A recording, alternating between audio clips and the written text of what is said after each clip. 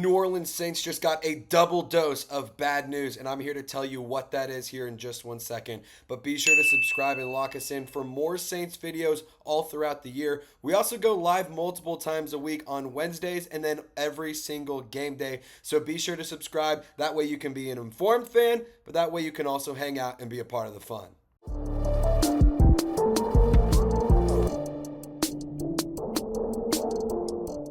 What's up, guys? My name is Trace Girouard, as known as Trizzy Trace. Bad news. Just all around, we got some bad news. Sorry I'm not in the studio. Working from home today.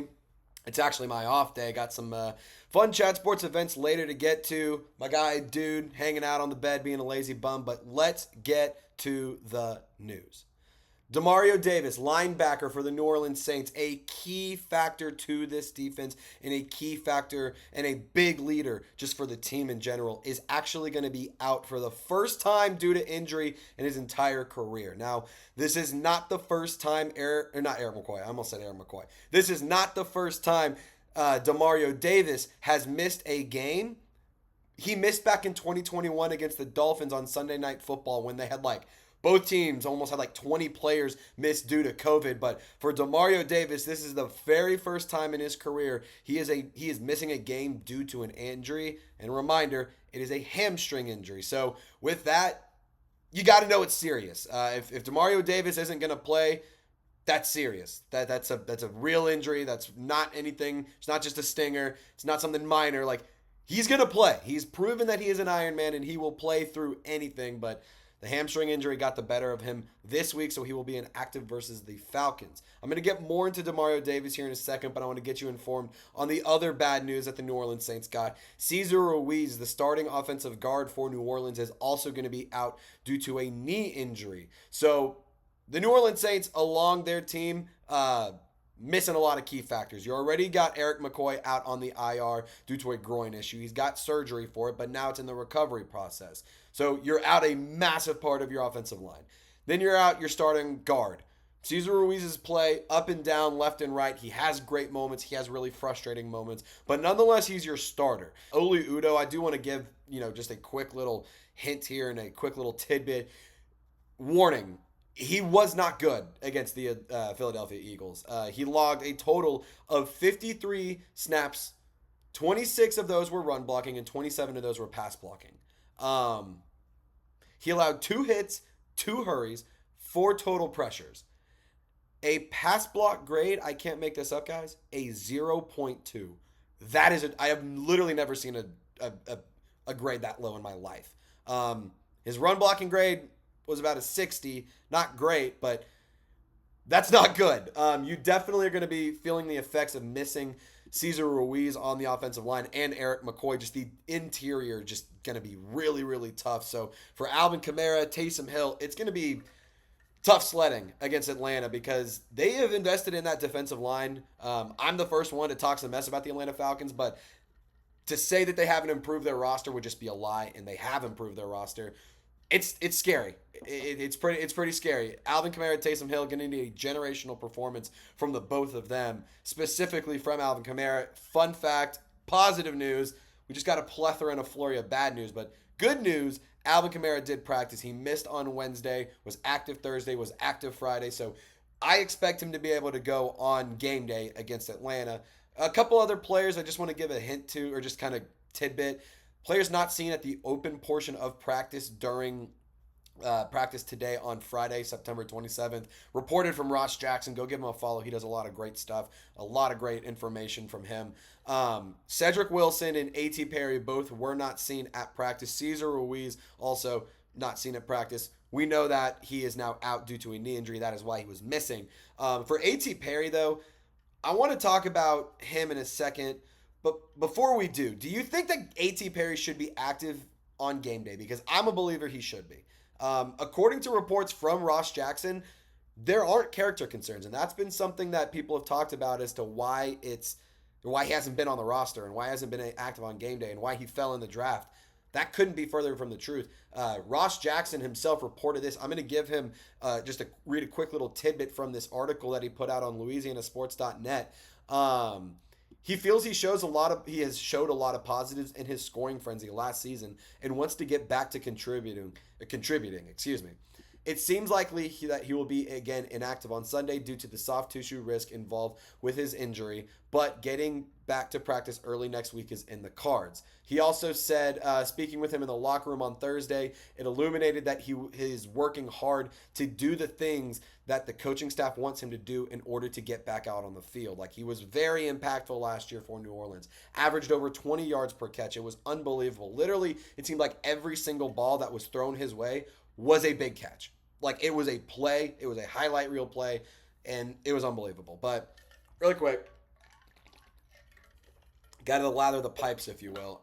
Let's talk about the Demario Davis injury, because we kind of glossed over it. We talked about it really quick, but how are the Saints going to be able to work around this? How are the New Orleans Saints going to be able to overcome missing one of the best linebackers in the league? If you disagree, argue with a brick wall. But how are they going to work around missing one of their captains, one of their leaders, one of the just highest performing players at their respective positions? Two names, Willie Gay and Pete Werner. The two of them are going to need to absolutely bring it. Pete Werner did sign an extension. He impressed a lot of the coaches in the front office during the offseason and throughout training camp, and he earned himself an extension. So for him, I need to see Pete go out and prove that he was worth that money.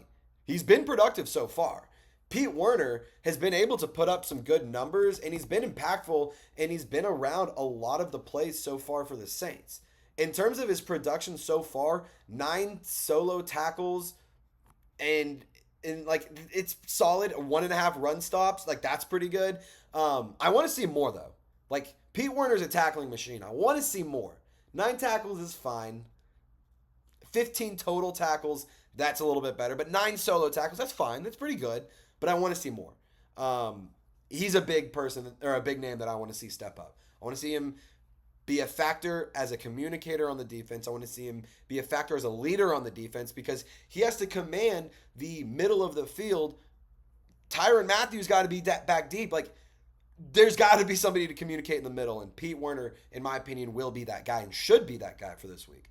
Now, I also want to talk about Willie Gay, because I have said it so much. I have been on record multiple times saying this. Willie Gay is one of those players that I thought was a massive steal in free agency, especially considering the contract. He's not getting paid an absorbent amount of money. He's getting good money, but not incredibly like, oh my God, how is he made, like, unbelievable, like, book-breaking money.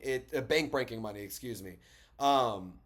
Willie Gay, he brings a lot of energy. He brings a lot of swagger. He brings an attitude, and he's a player that I really want to see take over. We saw him be productive in the preseason. But since the regular season has started, it's been a little bit slower. And for Willie Gay, I'm not sitting here saying that he needs to be making all the tackles. He needs to be in every single play. But I do think that he is a player that can add a lot of value to the Saints defense. So far this season, a total of 8 tackles. 6 of those have been solo. No tackles for loss. No quarterback hits. No sacks. And to be fair, it's not like he's been used to rush the passer a lot, but we saw him be able to do that pretty well in the preseason. And when he was playing in in Kansas City, he was able to be effective forcing fumbles. He was also effective in forcing interceptions. He had 2 when he was in Kansas. 3, excuse me. 4. He had 4 interceptions when he was in Kansas City over the course of his 4 seasons. So I want to see him take over as a coverage linebacker. I want to see him command the defense and play alongside Pete Werner. And I know I said Pete Werner needs to be the commander, but I need Willie Gay to be the next guy up. It needs to be the next guy who can fill in and be an impactful player and have an impactful role for the defense. All in all, this week, this is just a next man up. Next man up mentality. This is not a game that you can go into and mosey in. You can't start slow. You're going to need to bring the dogs out. And I know that you're going to be missing a handful of players. And in terms of players that are going to be out, like Demario Davis and Cesar Ruiz are big misses. That's not good. You don't want to see that be the case.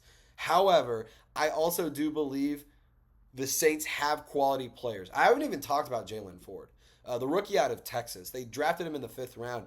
He was really, really productive for the Longhorns, and he was good in coverage. He was good at stopping the run. He was good.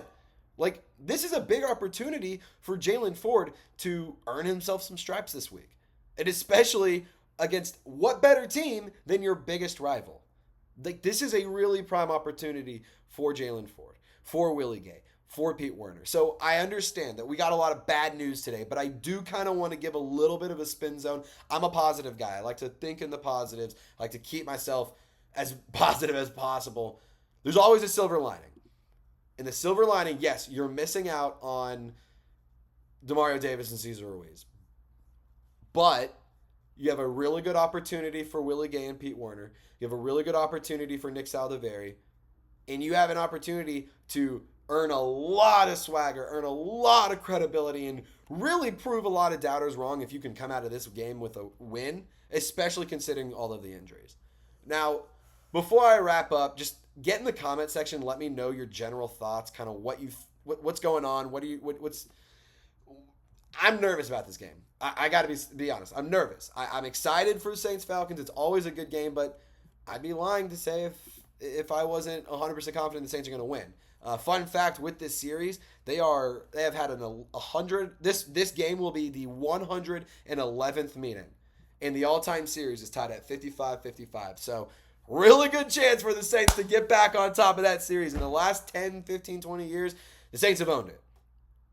But you got to get back on top of the all-time series. So, all in all, not good news. Not what we want to see. But, again, the Saints have players on the roster. The Saints have talent. And this is a game that I think just human nature, the human side of this, it's a rivalry game. You're going to come in a little bit extra pissed off. You're going to walk into that stadium a little extra fired up. So I'm hoping that the Saints can go in there and be like, yeah, we're 1-point underdogs at their stadium. You mean at our other home stadium just a little bit more east? Yeah, that's ours. Yeah, so let's walk in. Let's beat the Dirty Birds in their stadium. Let's go prove that they invested all this money for nothing. And let's go and get back and not only stay on top, but solidify our spot on top of the division right now. You got the Bucs in a handful of weeks, but right now you got to focus on the Falcons. And if you don't beat the Falcons this week, things could start getting ugly, especially considering the injuries. Gotta win this one, if you ask me. Friendly reminder, thank you so much for tuning into the channel. Thank you so much for hanging out. Again, it's my day off, so glad I could be able to give you guys a video. Unfortunately, not great news. That all being said, we got a game to win. There's no time. There's no time to sulk in it. There's no time to be upset. Let's go and get a win. Game day, couple days away. Who dat, baby? We'll see you on game day. Don't forget to join the watch party. We're giving away a Saints jersey and a new Chat Sports hat. You guys can be the recipient of it if you join on Sunday. 1 hour before kickoff. We will see you there. Y'all stay golden.